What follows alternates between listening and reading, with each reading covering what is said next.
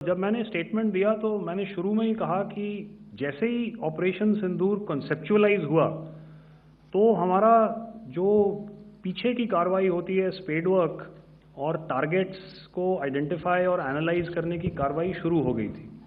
मैंने जब स्टेटमेंट दिया तो मैंने बताया कि बहुत सारे थे, हमने 21 दिखाए होंगे और भी हैं, लेकिन वो लिस्ट फिल्टर करते करते 21 तक पहुंची। अब क्या आगे एंगेज किए जाएंगे, अगर ज़रूरत पड़ेगी तो ज़रूर एंगेज किए जाएंगे, लेकिन मैंने बताया कि इस समय जो इंट एजेंसीज ने हमें बताया कि फलाने कैंप में प्रेजेंस है, हमने उनको एंगेज किया। कुछ नाम मैंने लिए, कुछ नाम अभी पुख्ता किए जा रहे हैं। मैंने आपको बताया कि जो इंट एजेंसीज ने अभी तक असेसमेंट किया है उसमें उन्होंने कहा है कि तकरीबन 100 से ज़्यादा मारे गए हैं। और एक आज आपने तस्वीर भी देखी कि काफ़ी प्रोमिनेंट जो फ्यूनरल था, काफ़ी प्रोमिनेंट एक जो हस्ती हैं वो ऑर्गेनाइज कर रहे थे, और उस फ्यूनरल में और कौन कौन लोग अटेंड कर रहे थे वो तो आपने देखा ही। तो आप लोग सब समझदार हैं और मुझे ये कहने की ज़रूरत नहीं है कि इन लोगों को कहाँ से सपोर्ट मिल रहा है। अगर नहीं मिल रहा होता तो ऑपरेशन सिंदूर नहीं होता, तो उसी की वजह से है ये ऑपरेशन। तो मेरे ख्याल से मैंने आपके सारे सवालों का जवाब दे दिया। ऑपरेशन सिंदूर में हमारी जो इंडियन नेवी है उसके बारे में सर थोड़ा सा बताएं कि किस तरह की उसकी भूमिका रही, क्योंकि हमने इस दौरान सर देखा कि बहुत सारी स्पेकुलेशन भी रही और ये बोला गया कि कराची तक हमारी नेवी ने ऑपरेशन किया है। तो सर इस पे थोड़ी सी क्लैरिटी चाहिए। और सर हमने कौन कौन से फाइटर एयरक्राफ्ट डाउन किए हैं, अगर उसका भी थोड़ा सा क्लैरिटी मिल जाए तो अच्छा रहेगा। तो मैं आपका पहले सवाल का जवाब दूंगा। I will make few sentences and leave it for your imagination.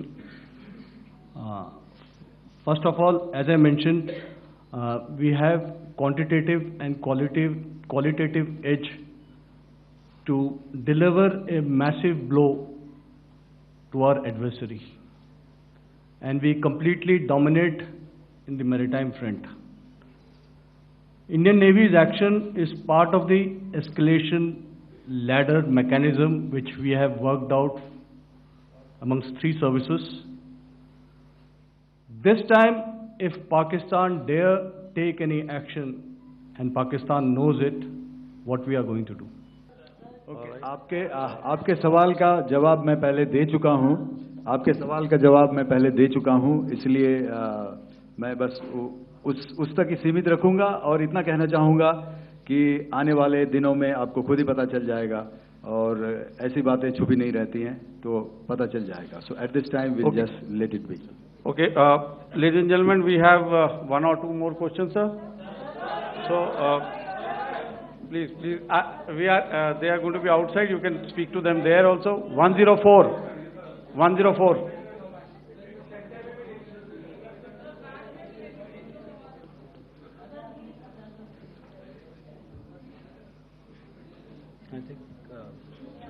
Sir, can you give a number of assets we lost, because there's been a lot of speculation going on, international media writing a lot of things about our platforms, including Rafale. I mean, Pakistan claiming that Rafale has been downed, etc. Can you put that question to rest and clarify on that? I guess that question is for me. All right, I'm happy that you've asked this question. You know, we are in a combat scenario, and losses are a part of combat.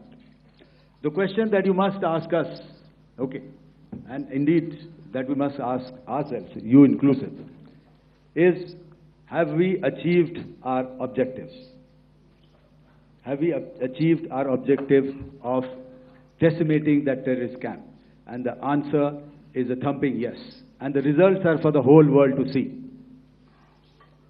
As for the details, what could have been, how many numbers, which platform did we lose?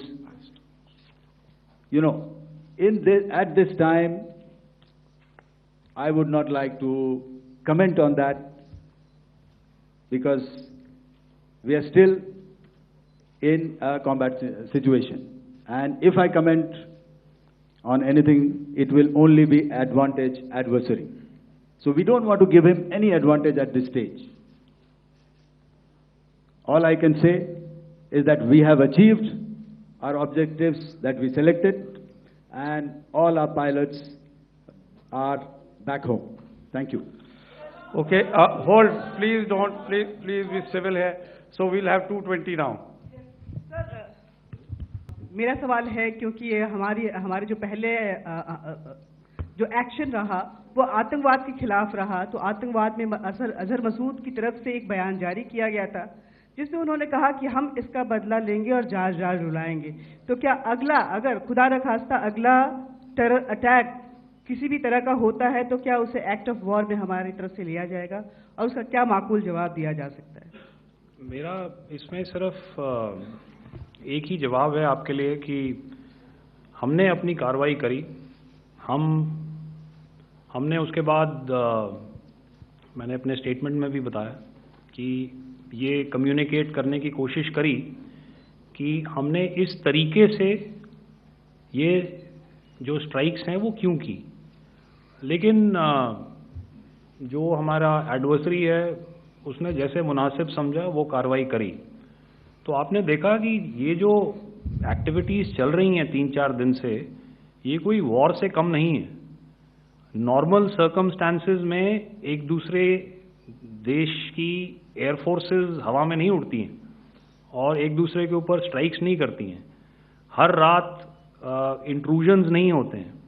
Line of control पर cease fire violations, आपके एक साथी ने सवाल पूछा था शुरू में, एक सीज फायर अंडरस्टैंडिंग था, वो भी जा चुका है। उस सीज फायर अंडरस्टैंडिंग के जाते जो फायरिंग हो रही है लाइन ऑफ कंट्रोल में, उसमें घुसपैठ की कोशिश हो रही है। आमतौर पर ये घुसपैठ लाइन ऑफ कंट्रोल में टेररिस्ट करते हैं, लेकिन हमें इंफॉर्मेशन है कि हो सकता है ये पाकिस्तान आर्मी की टोलियां भी हों जो हमारे पोस्ट के ऊपर खामी पहुंचाने की कोशिश कर रही हैं। तो ये सारी एक्टिविटीज़ तो वॉर में शामिल हैं। तो ये कहना मुश्किल है कि आगे क्या होगा, वो स्पेक्यूलेटिव जोन में आ जाता है और मैं स्पेक्यूलेट नहीं करना चाहता हूँ। हर एक सिचुएशन अलग होती है और उससे एक तरीके से डील किया जाता है। सर मैं एक सवाल इसका मैं जवाब देना चाहता हूँ, एक मिनट। हम जो मिलिट्री होता है, our main job is to prevent war and maintain peace and stability. So it is not that our response is a graded response. That means अगर किसी ने किया तो उसको ग्रेडेड उसमें किया। जैसे टेररिस्ट एक्शन हुआ तो what we did is the terrorist action and we destroyed all the terrorist camps. उसके बाद आपने देखा कि उनने थोड़ा सा कोशिश किया तो हमारे एयरफोर्स एंड आर्मी ने क्या किया, तो मिलिट्री टारगेट्स हैं उनके ऊपर थोड़ा। So our aim is to maintain peace and tell our adversary that you do this and the response will be bloody.